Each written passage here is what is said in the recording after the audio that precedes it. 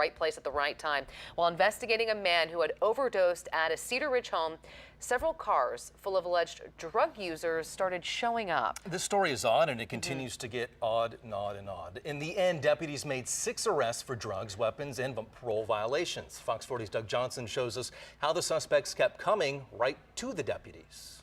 The Nevada County Sheriff's Office says that while this isn't all that common, it's also not as rare as you might think, because when they get one drug arrest, often more do follow.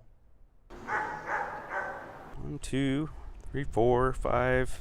Nevada County Sheriff Lieutenant Sam Brown has to check his notes to keep track of all the arrests made Monday at the same house. Ultimately had 6 people that went into custody. It's a house on Los Cedros Lane that neighbors in the area say is infamous for its problems. Just constant traffic. It's been going on for years. This woman didn't want her face shown, but says Monday afternoon she and her husband heard the commotion up the road. 2 fire trucks came, the ambulance, and then 2 Nevada County sheriffs. They had gone to this residence and a subject was on the ground, unconscious, and appeared to have overdosed on something. Deputies assisted fire and paramedics with the patient, and then they turned back to the house where they discovered a honey oil lab.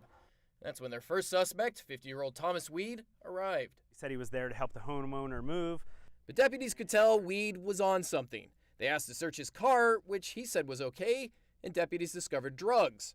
Weed was arrested for possession of meth. At that point, they're getting ready to take him to jail, and as they're getting ready to drive off, they run into another 3 subjects who pull up. That driver was 36-year-old Joseph Brock. There's a firearm in the vehicle and some ammunition.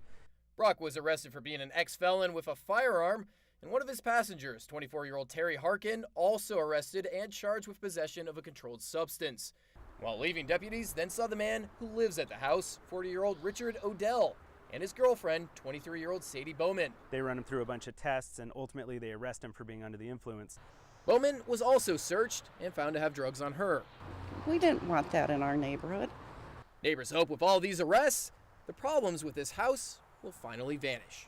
Thank goodness for the sheriff's department. In Nevada County tonight, Doug Johnson, Fox 40 News. The sheriff's office says it is not clear if the man who originally overdosed will be charged or not, but they will definitely be asking him plenty of questions. In other news tonight, a new